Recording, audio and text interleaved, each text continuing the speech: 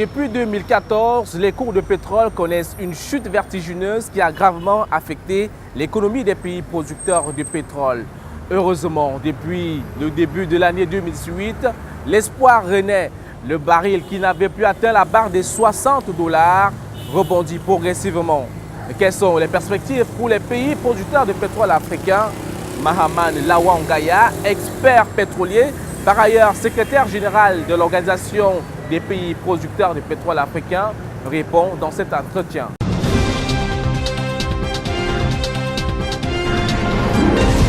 Monsieur Mahaman Gaya, vous êtes le secrétaire général de l'Organisation des producteurs de pétrole africains.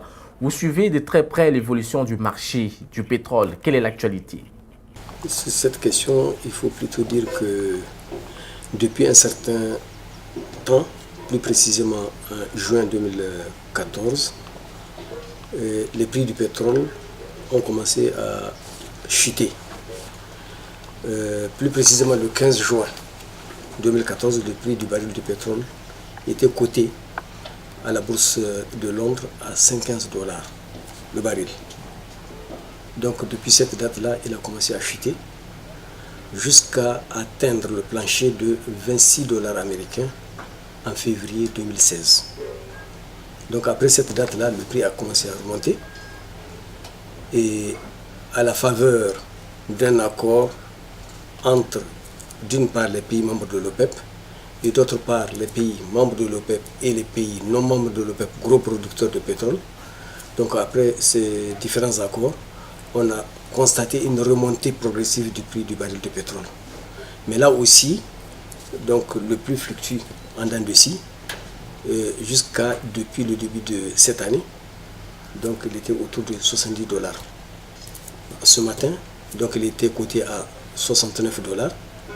Hier, il était jusqu'à $70. Peut-être que demain, ça va aller à 71 ou bien il va encore baisser à 68. Les pays africains doivent-ils se réjouir après cette longue période de vaches maigres? Bien, relativement. Relativement, en ce sens que je vous disais que en juin 2014, le prix du baril était jusqu'à $115. Il est arrivé des moments, en 2008, plus précisément en juillet 2008, où le prix du baril du pétrole a connu son pic le plus important de l'histoire du marché pétrolier mondial. Il avait atteint $148,47 américains. Là, effectivement, les pays producteurs de pétrole, en fait, s'en réjouissent.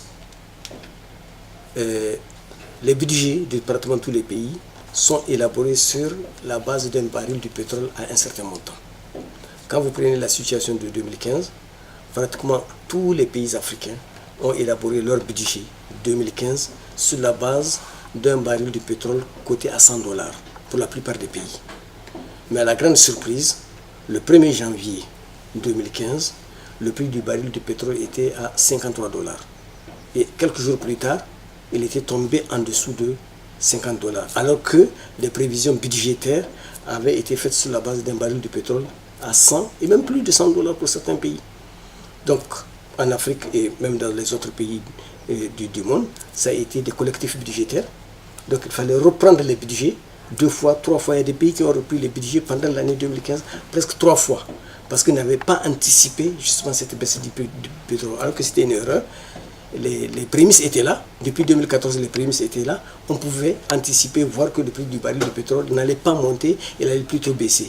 Et s'il fallait faire donc des plans budgétaires, il ne fallait pas faire ça sur la base d'un baril de pétrole à $100.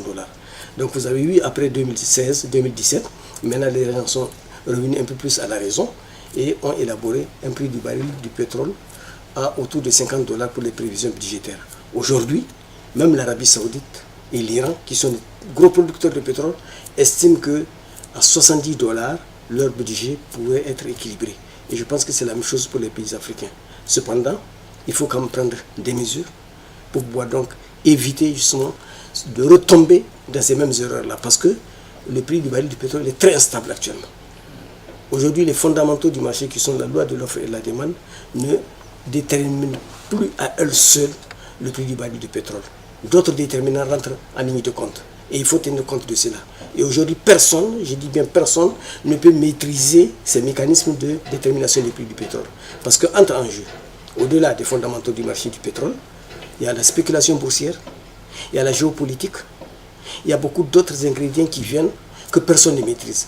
Ni le gros pays producteur de pétrole, ni le peuple, ni les pays même, ni les consommateurs. Les consommateurs, ça peut être aussi les multinationales donc de pétrole. Alors personne ne maîtrise aujourd'hui les mécanismes de détermination des prix du pétrole. Et tout le monde en souffre. Ce qui fait que c'est cette disposition que nos États doivent prendre de façon à pouvoir faire face à cela. Et l'une des dispositions les plus importantes, nous estimons que c'est la diversification de l'économie. Quand vous diversifiez votre économie, ça veut dire que vos recettes budgétaires ne soient pas adossées à la seule rente pétrolière. Je crois que vous pouvez faire face aux déconvenus des marchés des matières premières. Dites-nous, M. Gaïa, les pays africains doivent-ils encore compter sur les ressources pétrolières pour se développer lorsqu'on sait qu'il y a plusieurs autres secteurs à expérimenter, naturellement, le tourisme, l'agriculture et j'en passe? C'est justement ce que j'ai dit, c'est-à-dire que tout pays qui va se baser sur une monoproduction court des risques. Et nous l'avons connu pour tous ceux qui ont une monoproduction d'une matière première précise. Ça peut être le pétrole, ça peut être l'uranium, ça peut être l'or ou autre chose.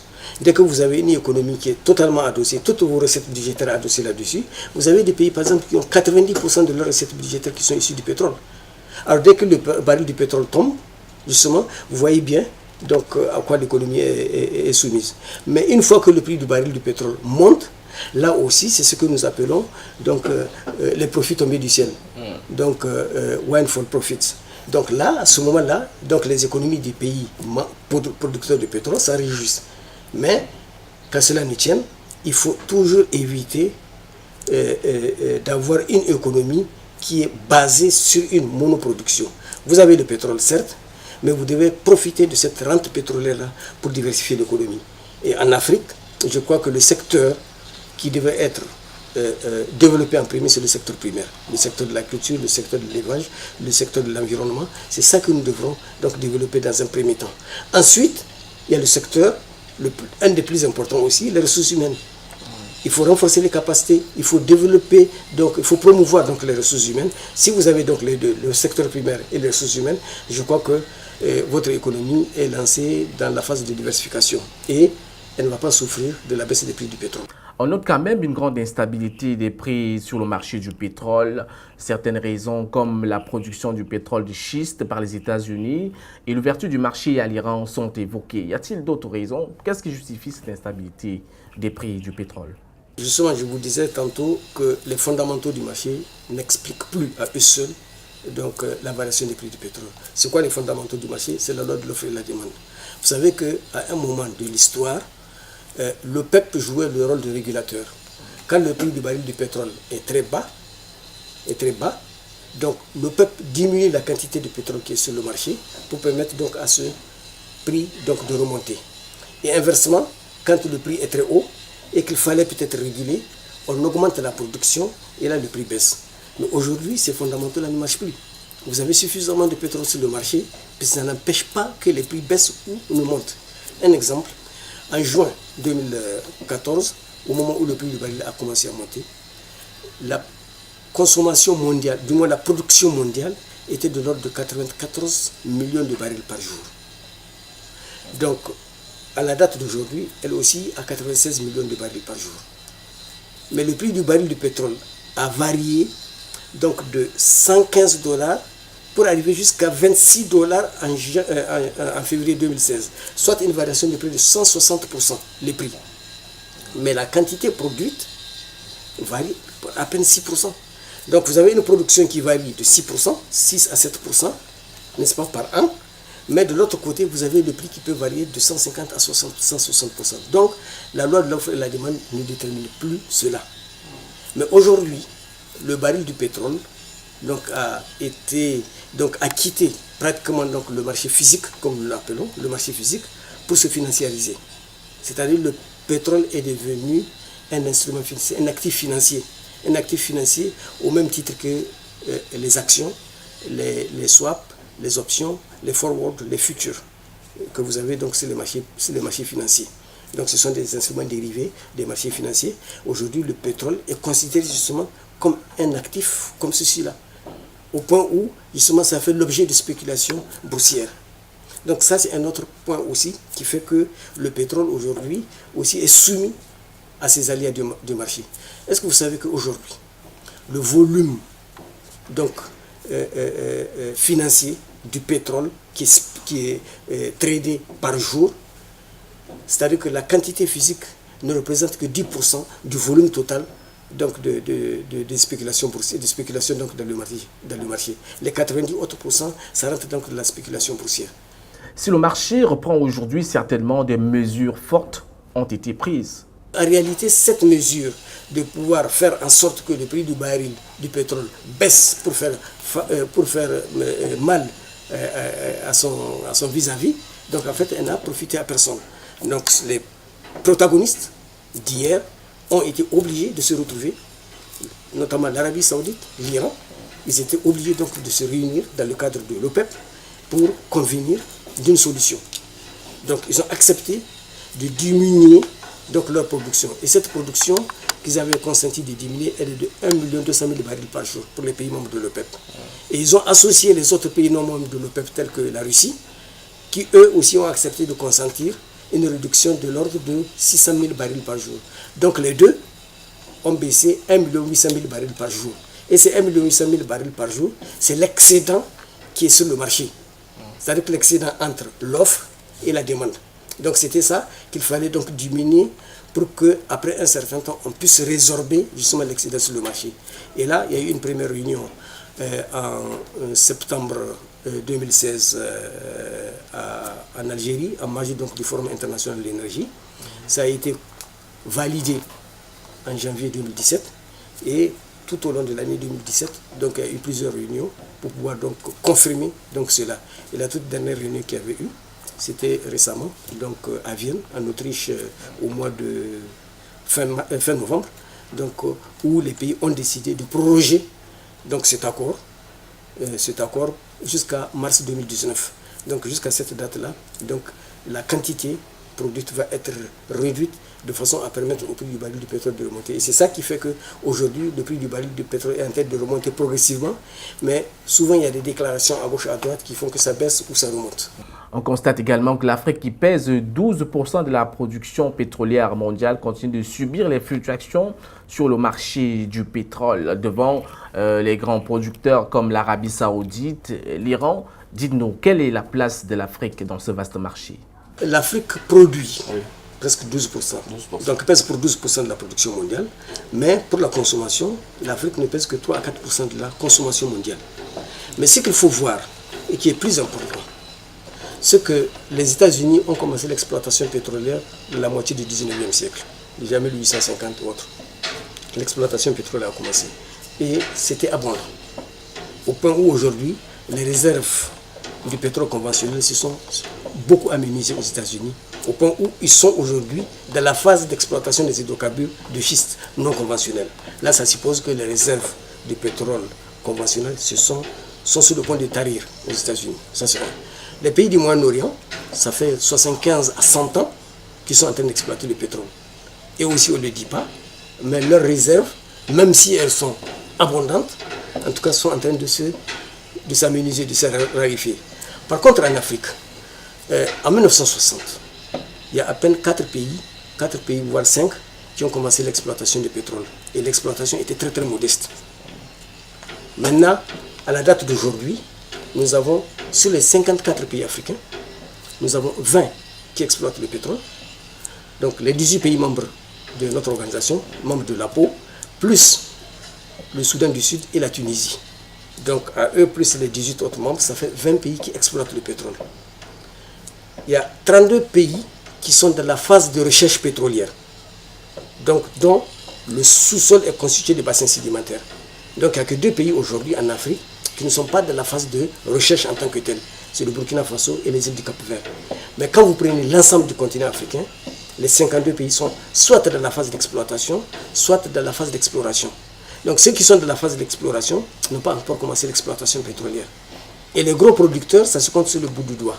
Le Nigeria, l'Algérie, l'Angola, la Libye dans le temps, ben ça tend à remonter. Et un tout petit peu l'Égypte. Mais sinon, tous les restes, ce sont des moyens producteurs ou bien des petits producteurs. Tout le reste des pays. Ce qui fait que le potentiel en hydrocarbures, il est là en Afrique. Il y a des réserves abondantes en hydrocarbures en Afrique, ce qui veut dire que dans les années à venir, c'est-à-dire que la géopolitique pétrolière mondiale va se dessiner en Afrique. Parce qu'actuellement, il y a des découvertes importantes qui sont en train d'être faites en Afrique. Et c'est le cas sur le bassin donc, de l'océan Indien, donc Madagascar, la Tanzanie, Mozambique, qui sont en train de faire des grandes découvertes, l'Ouganda, le Kenya, mais aussi de l'autre côté, dans le golfe de Guinée, Sao Tomé et bien d'autres pays africains, mais aussi dans l'Interland, vous avez beaucoup de pays qui sont dans la phase de recherche pétrolière, dont le potentiel est assez encourageant, très très important. Donc, nous pensons que dans les années à venir, c'est-à-dire qu'avec ce que nous avons comme potentiel aujourd'hui, l'Afrique peut rivaliser. Si l'Afrique se constitue comme un seul producteur, elle peut bel et bien rivaliser l'Arabie Saoudite, les États-Unis et la Russie. Il y a quand même un fait paradoxal, l'Afrique qui pèse 12% de la production pétrolière mondiale continue de subir les fluctuations du marché devant ces grands géants pétroliers et en plus, ces ressources ne profitent pas vraiment aux populations puisque jusque-là, les consommateurs continuent de se plaindre des prix fixés à la pompe. Justement, c'est une des raisons pour lesquelles aujourd'hui au niveau de notre organisation, nous avons un projet d'organisation d'un marché africain du pétrole brut et des produits pétroliers. Donc, ensemble avec l'association des producteurs, l'association des raffineurs et distributeurs africains, ARA, mais aussi le forum des SNH, tout récemment donc, au Tchad, donc, nous avons eu à discuter donc, de cela.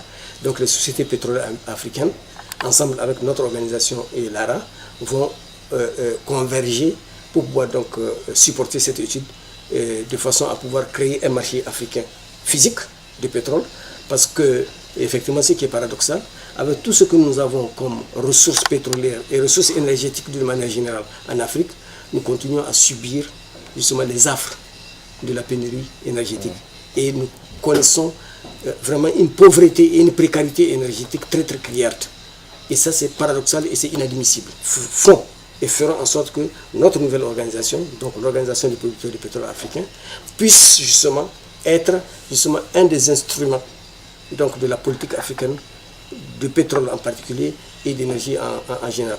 Avec tous ces problèmes que vous venez d'énumérer, l'Afrique sera-t-elle à même de rivaliser avec les grands producteurs mondiaux? Il y a quand même, il faut le dire, des défis à relever. Parce qu'aujourd'hui, vous n'êtes pas sans savoir qu'après la sécurité physique des populations, nous faisons face chaque jour des attentats terroristes par-ci par-là. Donc après ce défi-là, le défi alimentaire en Afrique, souvent vous entendez par-ci par-là des famines inadmissibles. Nous pensons que le défi énergétique doit être de mise. Donc c'est le troisième défi le plus important que doit être relevé par les Africains. Nous devons développer cette énergie-là de façon à ce que nos pays puissent aller dans le sens d'un véritable développement. Parce que je suis certain qu'on ne peut pas développer une économie au point de la faire émergente avec l'économie de la biomasse. Ce n'est pas avec le bois de feu qu'on peut économiser. C'est quand vous avez le nucléaire, vous avez des grands barrages hydroélectriques, vous avez des grandes centrales thermiques. C'est à ce moment-là que vous pouvez parler d'émergence. C'est à ce moment-là que vous pouvez mettre vos populations à l'abri de la pauvreté énergétique.